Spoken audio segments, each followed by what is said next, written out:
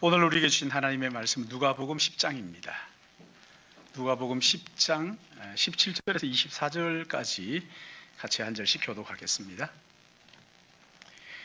누가복음 10장 24절에서 3절씀이죠. 70이 돌아와 이르되 주여 주의 이름이면 귀신들도 우리에게 항복하더이다.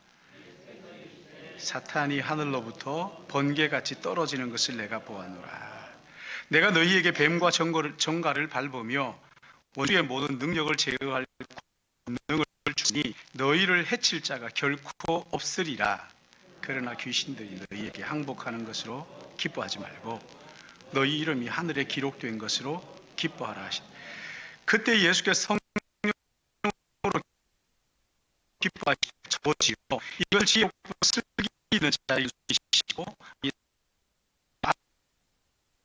아이들의 저지의 뜻이니이다. 내 아버지께서 모든 것을 내게 주셨으니 아버지 외에는 아들이 누구인지 아는 자가 없고 아들과 또 아들의 소원대로 계시받은 자 외에는 아버지가 누구인지 아는 자가 없나이다 하시고, 제자들을 돌아보시며 조용히 이르시되 너희가 보는 것을 보는 눈이 복이 있도다. 내가 너희에게 말하노니 많은 선지자와 임금이 너희가 보는 바를 보고자 하였으되 보지 못하였으며 너희가 듣는 바를 듣고자 하였으되 듣지 못하였느니라. 아멘. 기도하고 말씀 듣습니다. 자비로우신 아버지 하나님, 이 시간 우리 하나님 앞에 나와 예배하며 또 가정에서 예배하며 하나님의 말씀 앞에 섰습니다. 이 시간 성령께서 함께하여 주셔서 진리의 말씀 들을 때 성령께서 마음의 문을 열고 깨닫게 하여 주시고, 또한 그 말씀을 우리의 삶에 적용하고 실천할 수 있도록 능력을 더하여 주시옵소서. 부족한 종 말씀을 들고 섰습니다. 이 시간도 말씀을 대언할 때 성령의 온전한 도구로 쓰임받게 하여 주셔서 종을 통하여 하나님의 영광이 드러나게 하시고 예수 그리스도의 십자가가 우리 안에 충만하도록 인도하여 주시옵소서. 이 한 시간 주님 앞에 의탁합니다.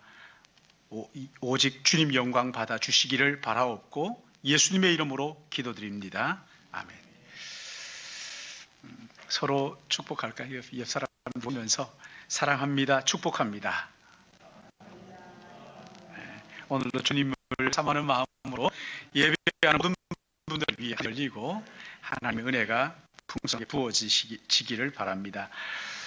예수님 공생의 3년 10월경에 예루살렘에서 초막절 행사를 참여하셨죠.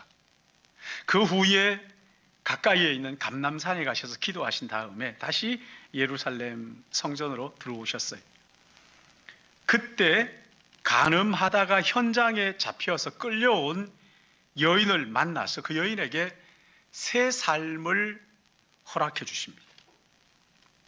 그리고 그 사건 이어서 있는 일이 오늘 본문이지요.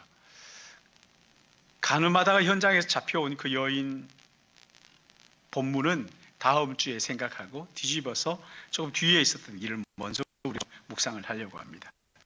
오늘 본문은 그렇게 간음하다가 현장에 온 그 여자 은혜를 베푸신 다음에 있었던 일인데, 예수님이 70명의 전도팀을 만들어서 2명씩 짝지어 베아 지역에 보내셨어요. 예수님은 주로 갈릴리 왼쪽에 있는 갈릴리 지역에서 사역을 하셨기 때문에 오른쪽에 있던 베레아에는 방문을 하지 못하셨어요. 그래서 예수님이 방문하기 전에 70명을 둘씩 짝지어서 보내서 전도하게 하셨던 거예요. 오늘 여기 본문은 70명의 전도팀이 전도를 마치고 돌아왔을 때 있었던 일이지요. 여기 17절 말씀을 보시면 70인이 기뻐하고 돌아와 이르되 주의 이름이면 귀신들도 우리에게 항복하더이다. 70인이 기뻐하며 돌아왔다고. 그리고는 기쁨을 감추지 못하고 흥분을 하고 예수님에게 전도 결과를 보고하는 겁니다. 그것을 들으시고 예수님께서 제자들의 보고에 찬물을 끼얹습니다. 그게 20절 말씀이죠. 우리 20절 같이 한번 읽어볼까요? 시작. 그러나 귀신들이 너희에게 항복하는 것으로 기뻐하지 말고 너희 이름이 하늘에 기록된 것으로 기뻐하라 하시리라. 제자들이 막 기뻐하고 흥분해가지고 이야기를 하니까 예수님이 하신 말씀이 귀신들이 너희에게 항복하는 것, 그것 가지고 기뻐할 일이 아니야. 더 중요한 하늘에 너희의 이름이 기록된 것으로 기뻐하라. 지금 예수님 말씀하시는 의도는요, 이 땅에서 일어나는 일들은 기뻐하지 마라, 그런 이야기가 아니죠. 너희에게 진짜 기쁨은 땅에 있는 것이 아니라 하늘로부터 오는 것이고, 그 하늘에서, 하나님의 나라에서 어떤 일이 일어나고 있는지를 아는 그것이 진짜 기쁨이라고 말씀하시는 거예요. 여러분, 우리가 전도할 때 우리가 전하는 복음을 듣고 예수님 믿는 것도 귀한 일이지만, 그것보다도 우리가 복음을 전하고 한 영혼이 돌아올 때 하나님의 나라에서 어떤 일이 일어나느냐, 여러분, 이 기쁨은 이 땅의 어떤 기쁨과도 바꿀 수 없는 귀한 것이라는 거예요. 그런데 이 말씀 참 놀랍잖아요. 기뻐하는 그들에게 하늘의 일들을 생각하고 기뻐하라, 이렇게 말씀하시고, 이거보다 더 놀라운 것은 그 다음에 예수님이 보여주신 행동이에요. 여기 21절 말씀 한번 보세요. 21절 같이 읽을까요? 시작. 그때 예수께서 성령으로 기뻐하시며 이르시되 천지의 주제이신 아버지여, 이것을 지혜롭고 슬기 있는 자에게는 숨기시고 어린 아이들에게는 나타내심을 감사하나이다. 옳소이다. 이렇게 된 것이 아버지의 뜻이니이다. 아멘. 지금 예수님께서 무엇 때문에 기뻐하셨는지 갑자기 기쁨이 그 마음속에서 솟아나면서 하늘을 우러러 지금 찬양을 쏟아내고 있는 것이죠. 우리가 지금까지 예수님의 공생애를 쭉 살펴봤지만 예수님께서 언제 이렇게 기뻐하시는 모습을 여러분 보셨습니까? 없었잖아요. 근데 예수님 속에 기쁨이 없었던 것은 아니에요. 시편 45편 7절 말씀 보시면 하나님께서 예수님에게 탁월한 기쁨의 기름을 부어주셨다, 그렇게 말씀하셨어요. 성령으로 만든 기쁨의 그 기름을 예수님에게 부어주셨다. 15장 10절이면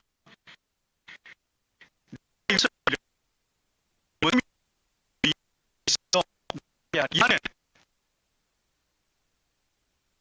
충분한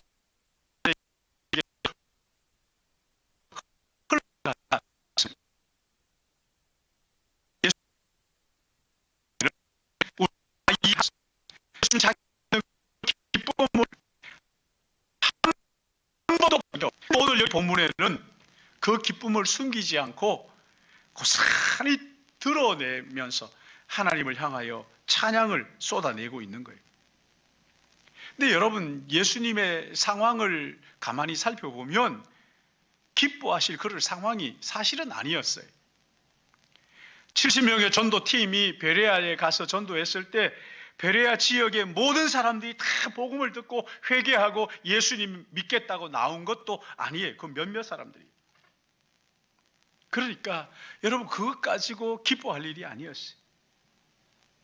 예수님 자신도 예루살렘에서 계시는 그때 종교 지도자들로부터 미움을 받고 배척을 당하고 계셨어요. 이제 6개월 후면 이들의 미움과 배신이 극도에 달하게 되고 결국 십자가에 처형당하게 될 운명을 주님은 알고 계셨죠. 모르시겠어요? 다 알고 계시죠. 근데 지금 예수님은 사람들이 이해할 수 없는 기쁨을 가지고 억누를 수 없는 기쁨을 향하여 감사와 찬양을 드리고 있다는 것이죠. 그러니까 여러분, 오늘 이 본문을 우리가 가만히 보면서 이 본문에서 우리가 가장 궁금하게 생각해야 될 도대체 뭔가? 아니, 예수님께서 어떻게 이런 기쁨을 가지고 기뻐할 수 있었을까? 지금 상황을 보면 절대 기뻐할 수 없는 상황인데 왜 지금까지는 기쁨을 보이지 않다가 이 시점에서 예수님께서 기쁨을 드러내시는 것일까? 우리가 지금 겪고 있는 이 답답한 현실 속에서 어떻게 하면 예수님처럼 하늘을 우러 마치 미친 듯 기뻐하고 감사의 찬송을 드릴 수 있을까? 여러분, 이것이 우리가 본문에서 생각해야 할 중요한 질문이에요. 이 질문에 대한 대답이 21절, 22절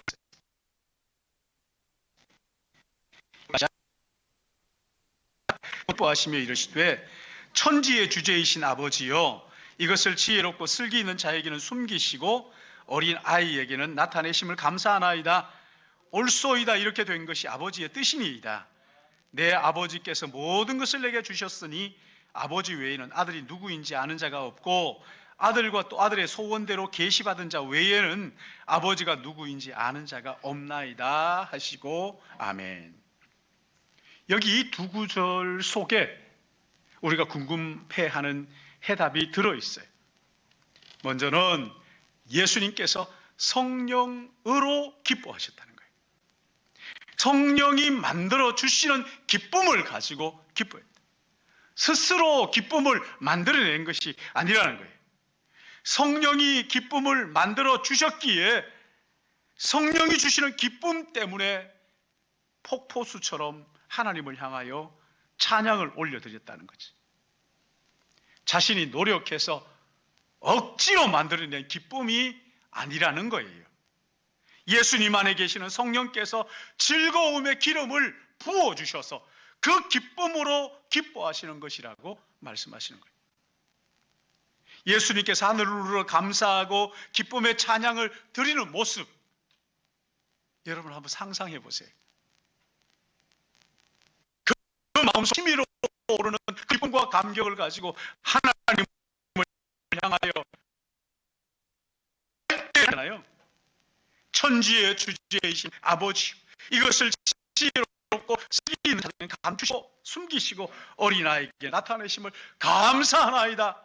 하늘로 찬양하는. 여러분, 이 말씀 속에는요, 신학적으로 굉장히 깊은 그리고 또 중요한 내용들이 들어있어요. 그래서 이 말씀만 가지고 오랫동안 나눌 수가 있어요. 그러나 오늘은 이 말씀을 통해서 예수님께서 드린 찬양을 우리가 한번 생각해 보자는. 이 찬양을 풀어보면 이런 거죠. 아버지, 제가 지금 당하고 있는 이 현실은 너무나 답답하고 안타깝습니다. 그러나 이런 답답한 현실 속에서도 모든 것이 아버지의 계획대로 착착 진행되는 것을 되고 있다는 것을 나는 압니다. 모든 사람이 다 복음을 듣고 구원을 얻는 것은 아니지만 아버지의 택하신 백성들은 복음을 듣고 구원을 얻는다는 것을 내가 압니다. 아버지께서 택하신 백성들은 아버지 때문에 저를 알고 저로 인하여 아버지를 알고 복음을 듣고 구원을 얻을 것입니다. 하늘에 계신 아버지, 천지의 주관자이신 아버지, 아버지의 모든 뜻이 한치의 오차도 없이 진행되고 있다는 것을 알기에 이것 가지고 내가 하나님 앞에 기뻐하며 감사의 제사를 드립니다. 찬양을 드립니다. 여러분, 이런 마음이, 이런 것을 마음에 담고 하나님을 향하여 지금 찬양하고 기뻐하고 있는 것이지. 이런 내용을 보면 예수님 안에 기쁨을 주시는 성령이 주시는 이 기쁨은 지금 예수님 앞에 놓여있는 이 답답한 현실, 십자가와 사람들로부터 미움받고 배척당한 이런 모든 현실을 뛰어넘어 이 현실 너머에 하나님이 하시는 일을 바라보면서 기뻐하는 기쁨이었다는 것을 알 수가 있죠. 성령께서 이런 식으로 현실을 뛰어넘어 기뻐하시도록 앞에 닥쳐있는 현실을, 고난을 이기도록 성령께서 기쁨을 주신다는 거예요. 하나님의 아들 예수께서 이 땅에 사시면서 성령이 주시는 이 기쁨으로 기뻐하셨다. 여러분, 이것이 이 본문을 통해서 우리가 중요하게 생각해야 될 내용이란 말이죠. 그렇다면 우리 같은 이 평범한 사람들, 이 땅에 사는 동안에 답답한 현실과 불안한 미래를 앞에 놓고 예수님처럼 기뻐할 수 있을까? 어떻게 하면 진짜 기쁨을, 성령이 주시는 기쁨을 우리가 누릴 수 있을까? 성경은 진짜 기쁨은 오직 성령으로부터 온다는 것을 우리에게 먼저 가르쳐주고 있지. 갈라디아서 5장 20절 말씀 보면 거기 성령의 열매가 나옵니다. 오직 성령의 열매는 화평, 사랑과 그 다음 뭐라고요?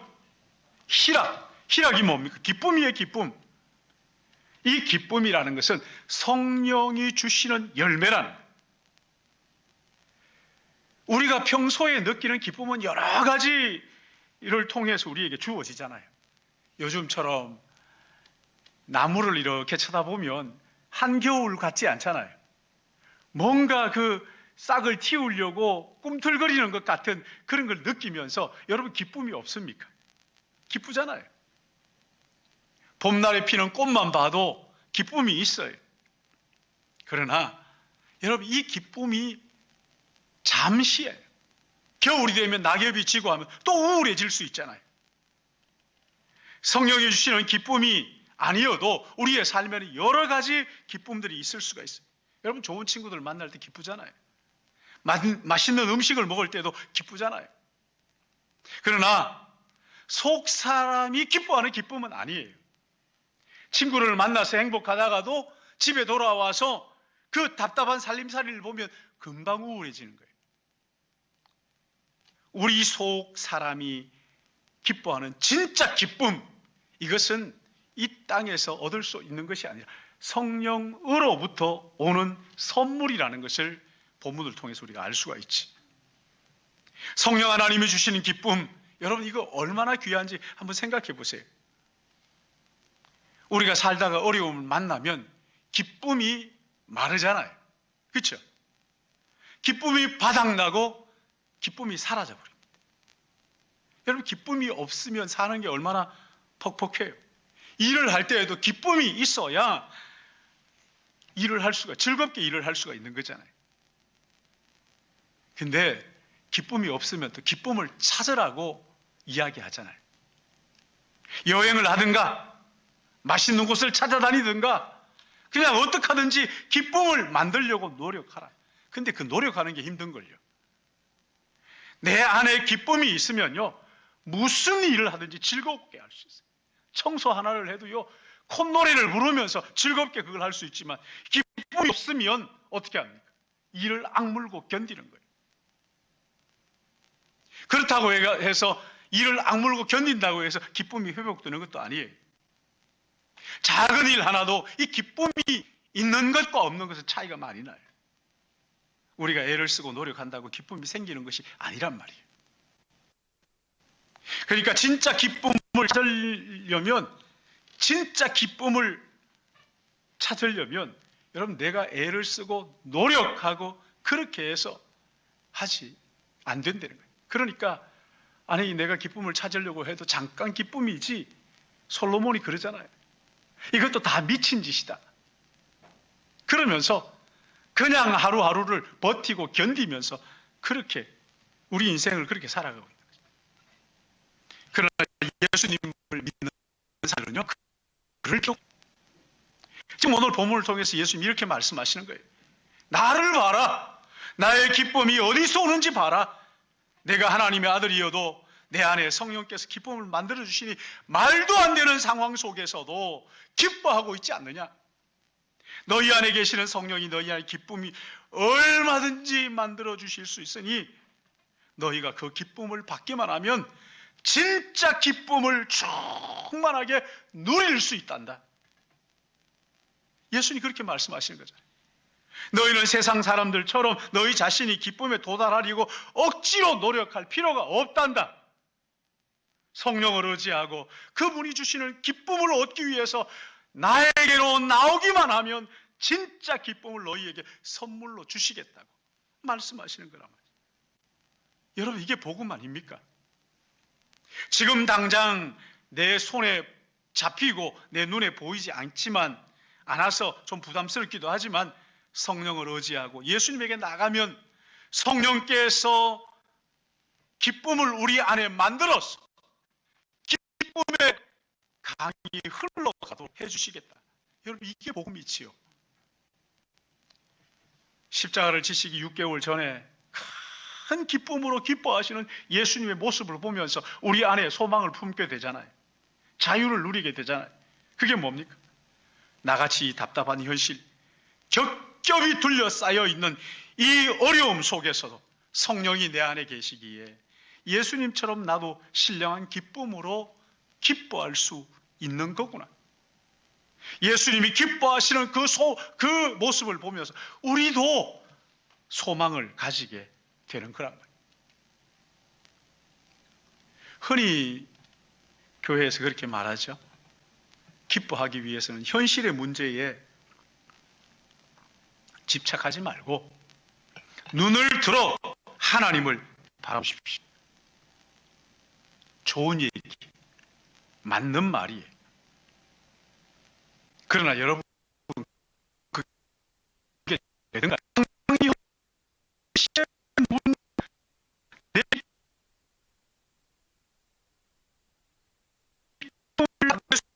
어떤 현실을 바라보지 않고 눈을 떼가지고 하나님의 눈을 둘 수가 있느냐 말이죠. 애를 써보죠. 노력을 하지만 금방 다시 그 현실의 문제에 마음 매이는 걸 어떻게 합니까? 그러니까 현실의 문제에 갇혀서 하나님이 보이지 않는 거예요. 그걸 바라본다는 걸 모르는 게 현실의 문제 내려놓고 하나님을 보라. 여러분, 이거 여러분 모르셔요? 다 아시잖아요. 그건 안 되는 게 문제잖아요. 그러니까 여러분, 내가 기쁨을 얻기 위해서 애쓰고 노력하고 할수록 힘들다는 거예요. 여러분, 힘들지 않으세요? 근데 성령이 역사하시면 현실이 아무리 답답해도, 아니 현실이 달라진 것이 아무것도 없는데도 내 마음의 눈은 나도 모르게 하나님 나라에 가신, 하나님 나라에서 성부, 성자, 성령 하나님이 내 인생 가운데 행하신 일들을 선명하게 보게 하신, 성령 하나님 우리 안에서 이 땅에서 끌어올려서 하나님이 하시는 그 신비한 역사를 바라보도록 영의 눈을 활짝 열어주시는 거예요. 우리가 현실의 문제 앞에 낙심하고 절망할 때 성령 하나님 어느 순간 내 마음 속에서 일하기 시작하면 나는 그때부터 현실의 문제에 매이지 않으려고 애를 쓰는 것이 아니라 나도 모르는 사이에 내 심령이 하나님 나라에서 하나님의 역사를 묵상하는 거예요. 그러니까 여러분, 우리가 기쁨을 잃어버렸을 때, 내 기쁨을 회복하려고 할 때 우리에게 진짜 필요한 것은 현실을 직시하지 않으려고 애쓰는 것이 아니에요. 내 힘과 능력을 동원해서 어떻게 하면 내가 하나님을 바라볼 수 있을까? 그 애쓰는, 물론 그렇게도 해야 되지만 그게 전부가 아니라는 거예요. 그것은 우리를 기쁨의 자리로 끌어올리질 못하는 거예요. 우리에게 진짜 필요한 것은 성령 하나님이 내 마음속에 역사하도록 구하는 거예요. 우리의 마음에 즐거움의 기름을 부으시는 성령 하나님을 의지하고 그 안에 기쁨을 만들어내시도록 의지하고 나를 맡겨야 하는 거예요. 우리의 위로자이신 성령님이 우리 가운데 오셔서 우리가 지금 놓쳐버리고 잊어버린 이 그 기쁨을 회복시켜 주셔서 예수님처럼 하늘을 향하여 기뻐할 수 있도록 그 기쁨을 주시기를 구해야 하는 것입니다. 애쓴다고 되나? 노력하고 애써가지고 되면 또 자기 자랑에 빠집니다. 내가 그랬다고, 내 기도가 세다고. 그런데 속지 마시고요. 부족하더라도 깨진 마음을 가지고 성령을 의지하고 그분이 우리 안에서 일하시는 것을 구하십시오. 그래서 우리 답답한 현실을 넘어 기쁨이 필요할 때 우리 모습 그대로 성령 앞에 나가는 거예요. 그분의 역사하여 주시기를 구하면 되는 거란 말이죠. 그래서 여러분, 이 기도가 중요한 거예요. 사도행전을 보시면 성령이 이미 신자들의 마음속에 일하고 계시지만 구하지 않으면 아무 일도 일어나지 않는 거예요. 내 안에 성령이 계시니까 다 알아서 하시겠지. 성령님 다 아시니까 알아서 하시겠지. 아닙니다. 내 마음속에 오랫동안 쌓이고 쌓인 기쁨을 앗아가는 그 슬픈 일들을 해결하기 위해서는 성령님께 적극적으로 나가서 도움을 청하고 성령의 역사를 구해야 하는 거예요. 기도와 함께 또 하나 할 일이 있지요. 또 하나 할 일. 성부, 성자, 성령 하나님, 나 같은 죄인을 위해서 하늘에서 무슨 일을 하셨고 지금도 무슨 일을 하고 계시고 그리고 앞으로 어떤 일을 행하실지를 묵상하는 거예요. 무엇을 가지고 묵상합니까? 그냥 생각합니까? 아니지요. 하나님의 말씀을 펼쳐놓고 이 말씀을 내가 다 이해할 수 없지만 차곡차곡 마음에 담으며 말씀을 묵상하는 거예요. 그래서 우리 교회에서는 공동체 성경 읽기를 하고 있습니다. 온 가족 성경 읽기를 하는 거예요. 말씀을 다 이해하지 못하지만 읽고 묵상하고 생각하는 것이지. 왜냐하면 성령님이 예수 안에서 기쁨을 회복하게 하실 때 가장 중요하게 사용하는 방식이 삼위일체 하나님께서 하늘에서 우리를 위하여 무슨 일을 행하셨고 무슨 일을 행하고 계시고 또 앞으로 행할 것인가를 가지고 우리에게 보여주시기 때문이 성령이 주시는 기쁨을 누리기를 원한다면 성령님이 하신 일을 기대하고 그분을 의지하고 구하라는 거예요. 그래서 요한복음 15장, 16장, 17장을 보시면 슬픔에 잠겨있는 제자들에게 기쁨을 주시려고 두 가지 일을 말씀하시죠. 하나는 성령 하나님을 의지하라. 성령 하나님을 의지하라. 삼위일체 무슨 일을 하고 계시는지를 여러분 요한복음 15장, 16장, 17장에서 길게 설명하시면서 마지막 10절에는 예수님께서 기도하시면서 하나님께서 어떤 일을 하시는지를 구체적으로 거기에 기록을 하고 있는 것이죠. 성령께서 우리 안에 기쁨을 회복시켜 주시기 원한다면 기도하는 것과 말씀 묵상하는 이 일에 마음을 쏟아야 됩니다. 여러분, 하나님의 말씀이 다 이해되지 않을 수 있어요. 그렇지만 자꾸만 그 말씀을 대하면서 마음속에 쌓아놓는 거예요. 그리고 성령 하나님이 내 안에 크게 일하시길, 큰 기쁨 주시기를 간구하는 거예요. 그 말씀을 붙들고 말이죠. 지금 내가 읽고 있는 이 말씀 다 이해하지 못해도 괜찮아요. 성령께서 크고 놀라운 기쁨을 만들어 주실 것을 기대하면서 또 그 말씀이 깨달아지게 해주시기를 기대하면서 말씀 앞에 서서 성령께 간구하는 거예요. 여러분, 이것이 제일 좋은 방법입니다. 다른 방법이 없어요. 맛있는 거 아무리 드셔보세요. 아무리 좋은 데를 다녀보세요. 예수님께서 이 방법으로 성령이 주시는 진짜 기쁨을 누리셨어요. 마지막으로 오늘 여기 본문에서 우리가 보고 있는 것처럼 이렇게 크고 가슴 벅찬 기쁨을 바라고 기대하는 것만이 전부일까요? 기쁨을 주실 때는 그게 되는 걸까요? 사실은 성령이 주시는 대부분의 기쁨은 이렇게 활화산처럼 폭발하는 기쁨이 아니라 잔잔한 강 같은 기쁨이 강 같은 기쁨. 대부분의 경우에는 강 같은 기쁨을 주시는 거예요. 여러분, 강에는 파도도 일어나지 않잖아요. 그렇죠? 그냥 잔잔하게 흐르는 거예요. 잔잔하지만 끊임없이 우리 안에서 흘러가도록 그렇게 역사하시는 것이지. 우리에게 필요한 기쁨은 크고 강력한 그런 기쁨이 필요할 때도 있지만 대부분의 경우에는 잔잔하고 차분한 그 기쁨이 우리에게 필요하잖아요. 우리의 삶의 대부분은 잔잔한 기쁨으로도 얼마든지 만족할 수 있어요. 그럼 우리가 평소에 느끼는 그 기쁨, 이것도 강구하고 있는 거예요. 그 기쁨을 우리가 누릴 필요가 있단 말이에요. 기쁨이 클수록 하나님의 섬기는 삶이 더 풍성해지는 거거든요. 우리에게 다가오는 환란이 크면 클수록 하나님이 더 큰 기쁨을 가지고 그 환란을 이길 수 있는 힘을 얻는 거거든요. 그래서 여러분, 항상 이 큰 기쁨에 목말라 하지만 또 하나 잔잔한 강 같은 기쁨 주신 하나님께 감사해야 하는 것이지. 그렇다고 해서 왜 하나님께서 나에게는 큰 기쁨을 안 주실까?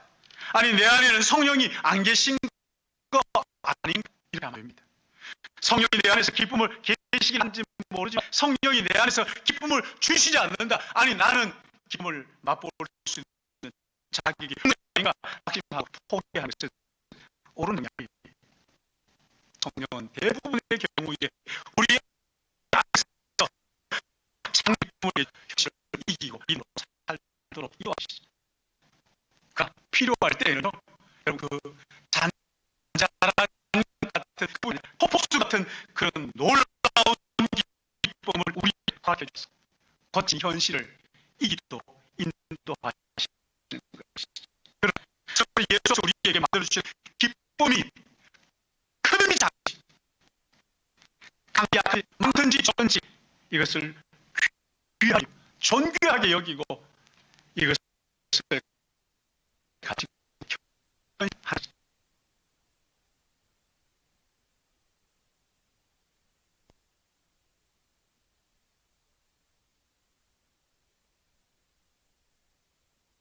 믿는 자는 성경의 이름과 같이 그 배에서 생수의 강이 흘러나오리라. 언젠가 몽골 다녀오신 선교사님이 제게 사진 한 장을 선물을 했어요. 그 사진이 뭐냐면 몽골의 그 강이 꼬불꼬불하게 이렇게 흐르는 강입니다. 그걸 참 쳐다보고 설명을 듣는데 깜짝 놀랐어요. 여러분, 이 강이요 직선으로 쫙 흐르면 얼마나 좋겠어요. 이게 꼬불꼬불 흐르는 거예요. 근데 꼬불꼬불 흐르는 굽이 치는 그 곳마다 이 물로 인해 가지고 강으로 인해서 그 땅이 비옥한 거예요. 거기에 풀들이 자라고 거기에 나무가 자라고 거기 열매를 맺고 그러니까 그 열매를 먹고 또 다른 그 동물들이 같이 살아가고 있는 거예요. 여러분, 성령님은 우리 안에 끊임없이 만들어주시는 잔잔한 기쁨, 이거 하나님이 존귀한 선물인 줄 알고 그 기쁨을 우리가 끌어안고 살면요, 감사하게 되면요, 내 영혼이 비옥해지는 것을 믿으시기 바랍니다. 뿐만 아니라 우리 주변이 살아나기 시작하고 없던 열매가 맺히기 시작하고 그래서 또 하나가 통해서 일어나는 거예요. 그러기에 성령이 주시는 이 기쁨, 내 마음에 차지 않을지 모르지만 내가 원하는 만큼 강렬하지 않을지 모르지만 그러나 그것을 소중하게 여기고 감사하며 하루하루를 살아가시기를 축복합니다. 그러면서 또 하나 놓치지 말아 더 큰 기쁨을 날마다 구해야 하는 거예요. 예수님은 공생의 3년차 끝자락에 마치 우리에게 보여주시는 것처럼 성령을 통한 폭포수 같은 그 기쁨을 가지고 충만한 기쁨으로 하나님을 찬양하는 것을 볼 수가 있습니다. 우리는 코로나 상황 동안 지속이 되면서 이제 하루에 30만 명이 넘는 확진자들이 쏟아진다 그러니까 나도 모르는 사이에 기쁨이 내 안에서 점점 말라가고 사라지는 것을 우리가 알 수 있어요. 근데 우리에게 예수님은 공생의 끝자락에 성령으로 기뻐하시는 모습을 보여주면서 얘들아, 너희의 현실이 아무리 답답하고 아무리 힘들어도 너희 안에 성령이 계시지 않니? 이 성령께서 너희도 나처럼 기쁨을 누릴 수 있도록 성령이 기쁨을 만들어 우리에게 주신단다. 그러니 내게로 나와라.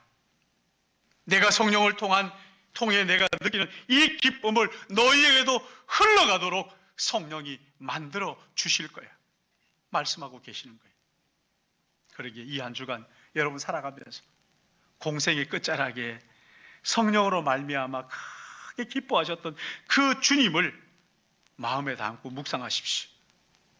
내 안에 계시는 성령께서도 그 예수님에게 주신 기쁨을 나에게도 주실 수 있다는 것을 믿고 그 성령을 의지하고 기쁨을 구하시기 바랍니다. 성령께서 은혜를 주실 것입니다. 여러분에게도 필요하지만 저에게도 이런 기쁨이 너무나 절실하고 너무나 필요해요. 2022년 새봄에 성령께서 우리 신일교회 가족들과 또 여러분이 하는 모든 일터 위에 이런 폭포수 같은 기쁨과 함께 같은 넘치길 예수님의 이름으로 축복합니다.